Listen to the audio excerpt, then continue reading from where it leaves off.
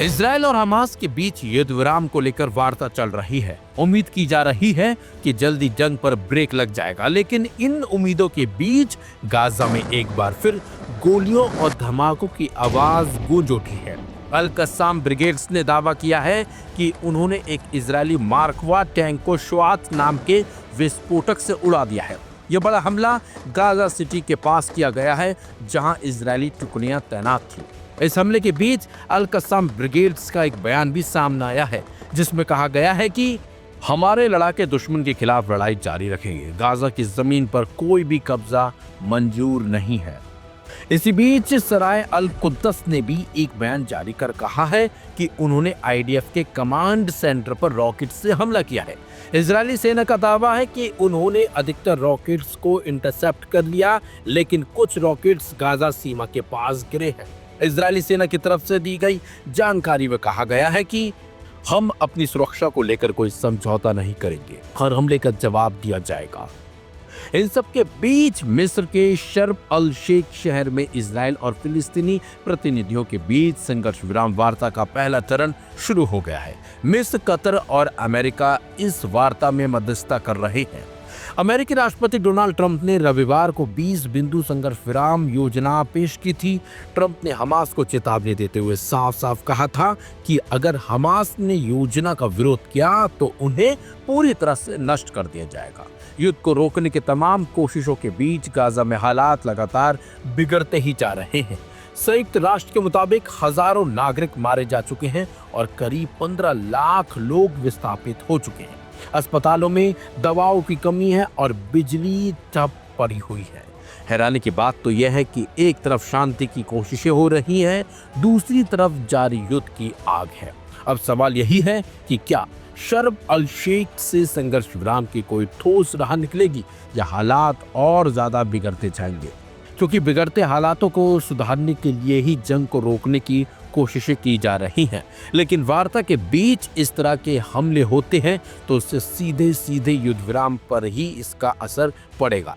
आपको बता दें, हमास और इजराइल के बीच चल रही जंग के चलते कई निहत्थे लोग मारे जा चुके हैं और कई लोग बेघर हो चुके हैं और कई लोगों ने अपने परिवार को ही खो दिया है। ऐसे में युद्ध विराम की जो वार्ता है, अगर वो सफल नहीं होती है तो इसके एक गंभीर परिणाम भी देखने को आगे मिल सकते हैं।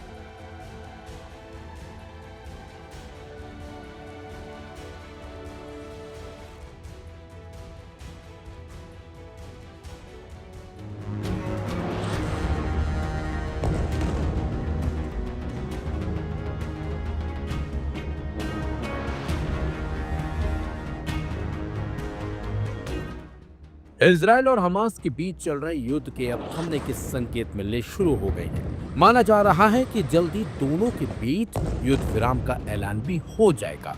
ये सब अमेरिकी राष्ट्रपति डोनाल्ड ट्रंप के गाजा पीस प्लान के तहत ही हो रहा है। जहां एक तरफ ट्रंप युद्ध रोकने के लिए बड़े और कड़े कदम उठा रहे हैं, तो इसी बीच रूस के राष्ट्रपति व्लादिमीर पुतिन और इजराइल के प्रधानमंत्री बेंजामिन नेतन्याहू ने सोमवार को फोन पर बातचीत की। खबर है कि इस फोन कॉल पर दोनों के बीच अमेरिकी राष्ट्रपति डोनाल्ड ट्रंप की गाजा में सीज फायर योजना और ईरान के परमाणु कार्यक्रम को लेकर बातचीत हुई है। यह बातचीत ऐसे समय में हुई है जब दुनिया भर में चल रहे संघर्षों जैसे रूस यूक्रेन युद्ध और इजराइल हमास युद्ध को रोकने के लिए अंतर्राष्ट्रीय प्रयास तेज हुए हैं। मीडिया रिपोर्ट्स के मुताबिक दोनों नेताओं ने सीरिया में स्थिरता लाने और ईरान के परमाणु कार्यक्रम का राजनयिक समाधान तलाशने की संभावनाओं पर भी चर्चा की है। इसके अलावा प्रधानमंत्री नेतन्याहू ने पुतिन को उनके जन्मदिन की शुभकामनाएं भी दी हैं। बता दें आपको, गाजा में चल रहे संघर्ष को रोकने के लिए इस समय हमास और इजरायली प्रतिनिधियों के बीच संघर्ष विराम वार्ताएं फिर से शुरू हो गई हैं। यह संघर्ष 7 अक्टूबर 2023 को हमास द्वारा दक्षिणी इजराइल पर हमले के बाद भड़क उठा था। अमेरिकी राष्ट्रपति डोनाल्ड ट्रंप द्वारा प्रस्तुत शांति योजनाओं को लेकर दोनों पक्षों की ओर से सकारात्मक प्रतिक्रिया मिली है। इस योजना के तहत गाजा में बंदी बनाए गए इजरायली नागरिकों की रिहाई के बदले इजरायली जेलों में बंद फिलिस्तीनी कैदियों को छोड़ा जाएगा। हालांकि इस योजना के कुछ अहम बिंदुओं पर अभी भी बातचीत जारी है। इसी बीच ट्रंप ने रूस यूक्रेन युद्ध को समाप्त करने के प्रयासों में भी सक्रिय भूमिका निभाई है। अगस्त में अलास्का में ट्रंप और पुतिन के बीच एक मुलाकात हुई थी, जिसमें यूक्रेन युद्ध पर चर्चा हुई थी। हालांकि यूक्रेन और यूरोपीय देशों की अपील के बावजूद तत्काल संघर्ष विराम पर कोई सहमति नहीं बन सकी थी।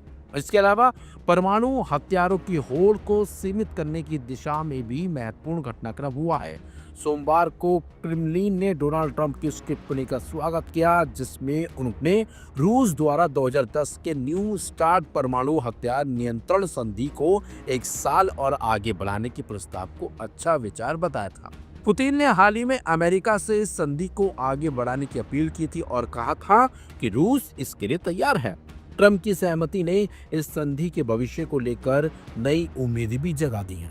इस बीच वैश्विक स्तर पर इन कूटनीतिक प्रयासों को इस रूप में देखा जा रहा है कि शांति बहाली की दिशा में अमेरिका, रूस और इजराइल जैसे बड़े देशों की भूमिका आने वाले समय में निर्णायक हो सकती है।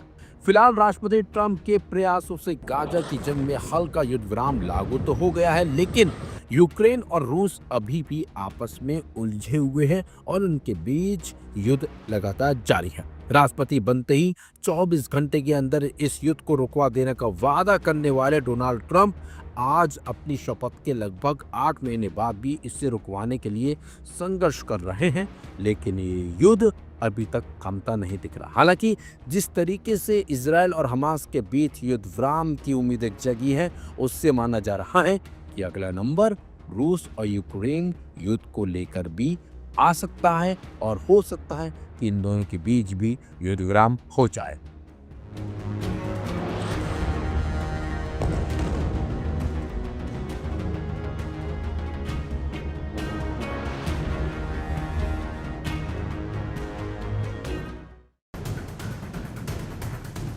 गजा युद्ध में इसराइल की योजना को लेकर डोनाल्ड ट्रंप इजरायली प्रधानमंत्री बेंजामिन नेतन्याहू पर फोन पर ही भड़क गए। जी हाँ, डोनाल्ड ट्रंप के 20 सूत्रीय शांति प्रस्ताव के कुछ बिंदुओं पर हमास सहमत हो गया है।